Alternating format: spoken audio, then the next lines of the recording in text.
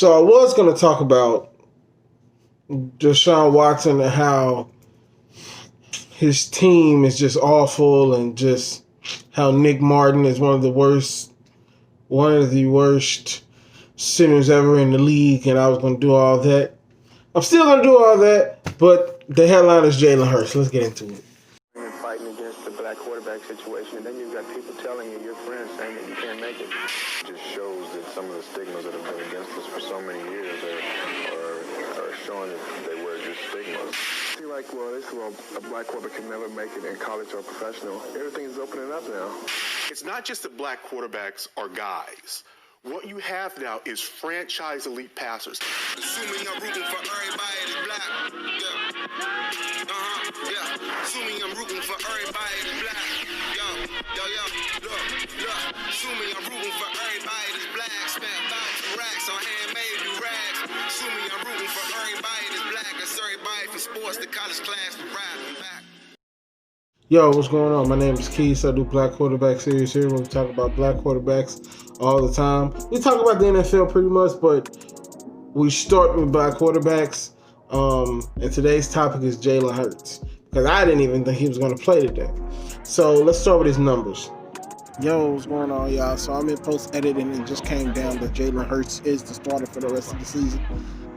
Like I told y'all, like I'm going to tell y'all, I don't know how good he's really going to be, but he added a spark to that offense when he was in for those couple plays at the end of the game. So we're gonna see what happens with Philly. Philly is on the list now of teams we get to cover. So it's gonna be real interesting to watch. So I'm gonna let y'all get back to the rest of the Black Quarterback Series. I'm out. His numbers is 5 of 12, 109 yards, a touchdown, an interception, 5 attempts to 29 yards rushing. So after playing awful the whole year, and I want to give Carson Wentz some respect though, because his team has been really, really bad. You know, normally I would come on here and I would talk about Carson Wentz is awful and this, that, and the third, kind of like how I would do with Tom Brady. But I don't want to do Carson Wentz like that. I mean, when you're not set up to succeed, I mean, what can you do? Like, I always thought he was a little overrated. But when you give somebody nothing to work with, and then they come up with nothing, unless they're Deshaun Watson, they're not going to come up with nothing. So, and I wanted him to go to Jalen just because I wanted to see Jalen play. And so they finally made the hardcore decision and stuck with Jalen for the second half of the game after they were pretty much getting blown out. No spark to the team at all. Aaron Rodgers was doing whatever he wanted, so Doug Peterson said, just screw it, we're going to throw Jalen in there. And like I just told you, his numbers, so he gave Philly a spark. Now, they was never going to come back and win the game, but you could tell that he was making something happen out there with his legs, of course. He's a very raw player. Very raw. You can tell he's a rookie. So, you know, Lamar looked like that in his first start. So you got to give him time to develop. The talent is there, though. The talent is there as far as Jalen Hurts to be a quarterback. I think he just needs a little more tutelage. Give him some weapons. Just show him the NFL way. Show him he's rookie. He's rookie, you know. So I don't expect him to come out guns blazing. Even Mahomes was a second-year player when he started. A lot of people think that he was a rookie that year. He was actually a second-year player, and they ended up trading Alex Smith. And they already had Mahomes on the roster. A lot of people don't know that. So, but the big elephant in the room is the fact that the Philadelphia Eagles are still bad. The Philadelphia Eagles are still a dumpster fire. They're still an NFC East team, and what's lost in all this is they still lost.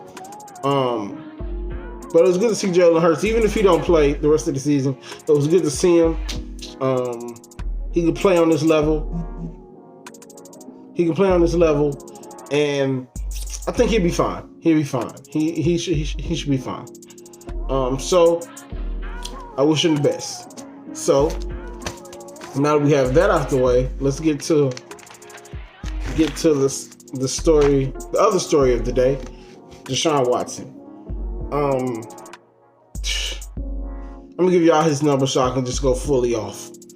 26 for 38, 341 yards, an interception, 7 attempts for 38 yards rushing. He was out there making magic. When I say magic, he was taking nothing and making it into something. Like, obviously, I can't show y'all the video, but he was... Go check the video. I'm going to leave the link in the description to Deshaun Watson's day. He was flipping out of tackles, jumping in the air, just making spectacular plays that you just... It's like, give this man some help. Put him on national television. It's like in the NBA when we was mad at the NBA because they done put the Atlanta Hawks on TV more.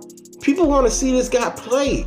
Even though his team is bad, people want to see this guy play. Because if you don't have red zone and you're not like doing what I'm doing, and you're not really into it, you don't understand why people are talking in high regard to Deshaun Watson. If you're like a casual, you know. So it's like, first of all, they need to put Deshaun on TV more. But let's stay on topic. The game is close. This is a big game for them. This is a big game for them because if they beat the Colts, they move to 5-7, and Tennessee lost to Cleveland. They lost to the Browns, so it gave them an outside chance to possibly get back into the division race and possibly get back in there. But Cam Newton and Bill Belichick were dominating the Chargers, so that was never going to happen. But the fact that Deshaun even made this competitive was a thing. Deshaun and that defense is carrying his team. And now, the game was good defense. They played well enough to win. They ended up getting it down to the 10-yard line with a chance to score. And just like Nick Martin has done the last 3-4 games to cost us, he has a bad snap. I'm gonna let that sit. He had a bad snap. It was too low, and Deshaun tried to scoop it and failed. And now Deshaun's crying on the sideline, and then was a professional in the locker room. Took accountability for it like a professional would. But I'm gonna protect you, Deshaun. That was not your fault. That was Nick Martin's fault for snapping the ball low like he'd been doing all season. The guy's awful. Like I told my mama, we have two decent linemen in Houston. We have Laramie Tunsil, and we have the other guy, I think it's 76, the guy who was doing the dances last week. And then the middle was nothing but goofballs. All of them, just goofballs. I'm trying to keep this family friendly, so you know what I mean. Deshaun is just spinning out of everything and trying his best to do it. And all you have to do, I know you're a center. I understand. I had a friend who plays center for us. And obviously this is high school, so I'm just going by my experience. I know it's hard to snap the ball and block, but you're at the highest level. I expect you to do better than what you're doing. He needs to be gone next year, and we need to find somebody else because Deshaun deserves better than this. Deshaun deserves better. I feel better now that I got that off my chest. Let's get Cam Newton's day out the way. I didn't even need to go back and rewatch the highlights of this game to know what happened because I saw the snippets and I saw all I needed to see within my red zone takes. They absolutely dominated the Colts. Bill Belichick made Justin Herbert look human. I don't know Justin Herbert's numbers. I might put it on the screen to show you how well he played against Justin Herbert. But it was just an absolute destruction. Just straight destruction on both ends of the balls. Cam Newton for quarterback. And then I want to say something. Colin contradicted himself today. And Colin, y'all know how I feel about these people. They're entertainment. I don't take what they say seriously unless it makes sense. But Colin said something today that really baffled me. On one end, he said that Cam Newton shot. Cam Newton's not playing well. Cam Newton is just not what he used to be. But then on the other end, you said he doesn't have nobody to throw. I'm sorry, guys. Patriots. The Patriots don't have nobody. How can you say Cam's shot, but then in turn say that the Patriots don't have nobody for him to throw it to? If this was Tom Brady, would you be saying he shot, or would you just blame the receivers like y'all did every year? It is something to think about. So Cam's numbers: 12 for 19, 69 yards and a touchdown. He did what he needed to do. He did just need to do passing, but the running is where he really dominated. 14 attempts for 48 yards and 2 touchdowns. That doesn't sound like a lot, but watching it, you could tell how big those was. They literally just ran the ball all game and won 45-0. It was an absolutely awesome display of just a beatdown. Like, it looked like if Alabama was playing the Patriots. Like, that's how bad it looked. It was just an absolute destruction. And we look up, and the Patriots are 6-6. So here comes the Patriots. So we never know. They are 6-6. I think Lamar will be 8-5 after tomorrow, hopefully, barring anything crazy happening. And they back into that wild card race. I just want them to get to 500. If New England can finish 500, I'd be great. I'll be great with that. And obviously they won the game 45-0. Deshaun Watson, they lost the game. I think it was 27-20 or 27-23. They ended up losing the game. And like I said, Jalen Hurts, he lost his game as well. So let's talk about Kansas City, and then we're gonna go to Kyler. Kansas City really disappointed. I don't know if they really disappointed me, but it felt like a divisional game. Field goals instead of touchdowns in the red zone. That's not Kansas City. But like 4 or 5 of their first 5-6 drives were field goals. He didn't play, and by he I mean Patrick Mahomes. Patrick Mahomes didn't play as well as I thought he was. Like, I was talking to some people, and I thought this game was going to be 45-3 by halftime or something like that. You can tell they played Kansas City more than once because they knew what Kansas City was good at and what Kansas City wasn't good at, and they took advantage of that. It made life hard. They made Kansas City have to drive the ball all the way down the field and slug it down the field. And, when an explosive offense, nickel and diamond kind of frustrates them, and they wasn't able to get the ball in the end zone. They wasn't able to get the ball into the end zone from, like, the red zone in, which is weird because you think an explosive offense, they should be able to just run the ball and get it in there. Le'Veon Bell played really good. I don't have his numbers because I wrote this down when I was studying the game. So, I'm put his numbers in there. But his numbers are pretty pedestrian. I remember his numbers were pretty pedestrian because they ended up winning 16-19, so it's not like his numbers was huge. Tyreek Hill caught a ball and didn't even know it. If I can find the clip, I'll show it. But he caught a ball, and didn't even know he caught it. And Andy Reid went up to him and was like, dude, you got to tell me you caught the ball. Tyreek Hill was like, I didn't know I caught it. Like, it was the funniest thing ever. It was amazing. Like, how you not know you catch the ball, man? That is his facial expression getting off the field was like, man, I didn't catch it. They was very pedestrian the whole game though. 16-19 was the final score. I would sit here and say I didn't think they were gonna lose, but I'd be lying to you. I thought it was gonna be a major upset. I really did. But Kansas City pulled it out. So hate to be spoilers, but Kansas City and Pittsburgh have the same record now. So we're gonna see it's gonna be a race to see who can get that second loss now. So I think Cleveland is gonna end up beating Pittsburgh for that, and Kansas City is gonna get that number 1 seed. So that's just what I think. So we're gonna move on to Kyler Murray. You remember last week I said Kyler Murray got beat by his bigger brother in Seattle. Well, he got beat by his other big brother in the Rams. 29 for 39, 173 yards, 3 touchdowns, and an interception. So now he didn't play bad. The numbers would show, he played well. But looking at the game, he didn't play well. I don't know if he's still hurt or something. But Kyler Murray hasn't looked the same for like the last 2-3 weeks since he hurt himself. So, which leads me to the belief that Kyler Murray might still be hurt. And he's not going to say nothing.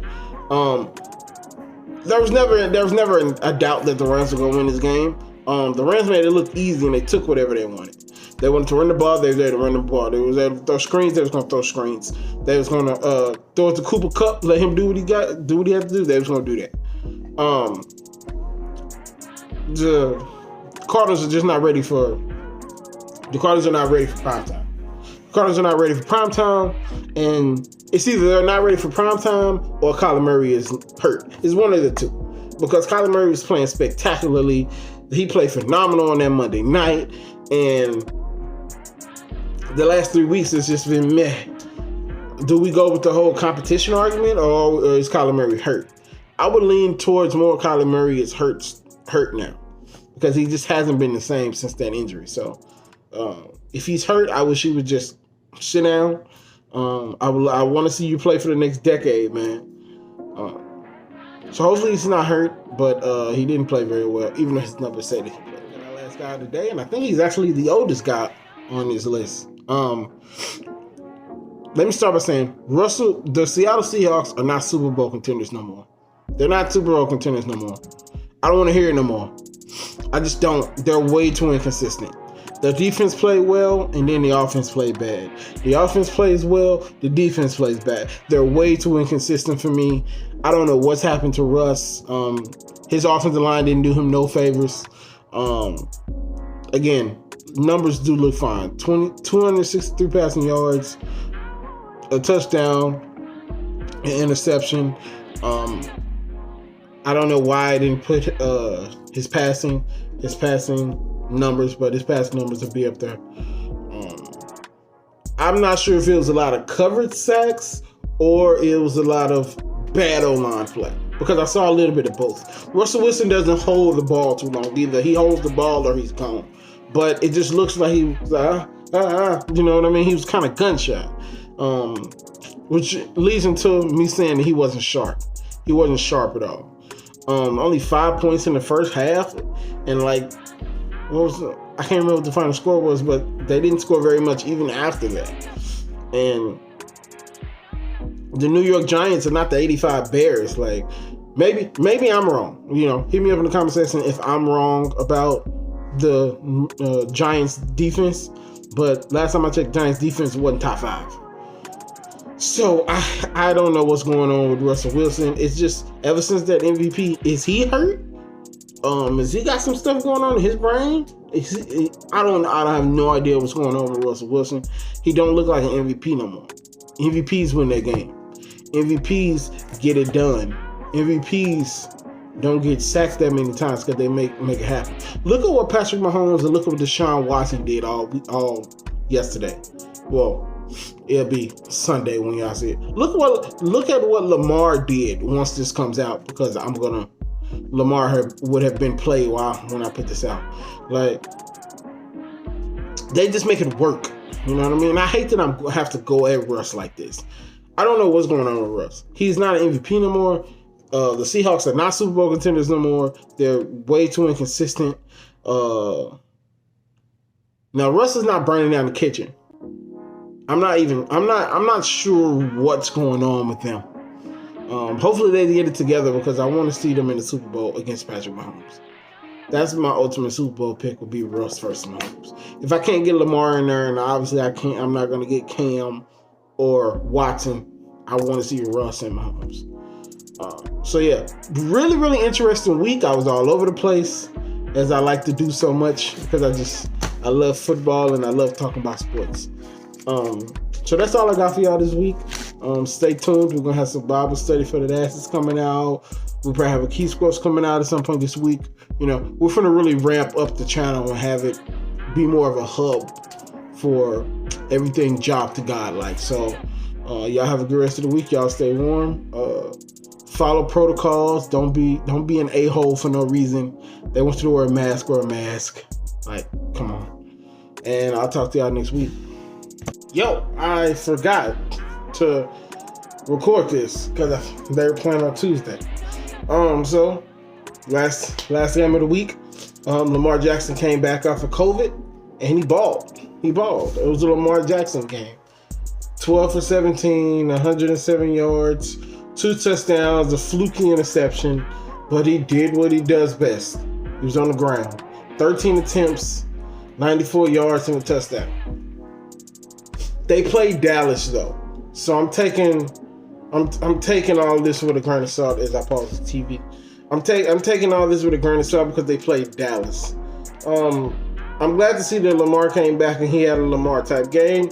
I'm glad that he's back. I'm glad he's producing. I'm glad he's entertaining us and having fun on the field. That doesn't change the elephant in the room though. That Cam made a whole career, but Lamar had so many hits and misses this game. Like it was a pass to 80. You should have hit. It was a pass, I think, to Hollywood. He missed. But he made the one to Hollywood rolling and threw it on that. Threw it to the back pylon. So he can make the throws. I just wish the throws were more consistent. I love the fact he runs. It's entertaining. I know I got the jersey in the closet. That's my guy. But in order for him to really get, and I hate to say this because I hate traditionalists, but in order for him to take that leap and to get into that Deshaun, Aaron, and Patrick zone, you got to be able to throw the ball from the pocket. Now, this is a great game. I'm talking about the game. The running game was flowing all night. The defense did just enough. I don't think they played particularly well, but they did just enough to hold Dallas off. Again, it was Dallas. Dallas 3-8 going into this game. You do what you're supposed to do against a bad team. You beat them, and that's what they did. But they didn't show me anything that I didn't know they are. They were great at running the football. They've been great running the football for 2 seasons. Lamar can make big plays down the field. He's been making big plays down the field. And this stuff I already know about Lamar. So he didn't do nothing to reinvent the wheel. And maybe this is just Greg Roman's offense. The offensive line was really good today. Now, granted, again, Dallas. And it might sound like I'm like completely disregarding Dallas, but it's Dallas. You know, they're not very good. Boston Ravens. Baltimore Ravens were supposed to make a deep run. This is what good teams do to bad teams. So I'm not sitting here having pom-poms about it because it's what you're supposed to do. I want Lamar to be more successful, and I want him to not even pass from the pocket, just be a better passer. Now you might say, he was 12 for 17, 107 yards, 2 touchdowns and an interception.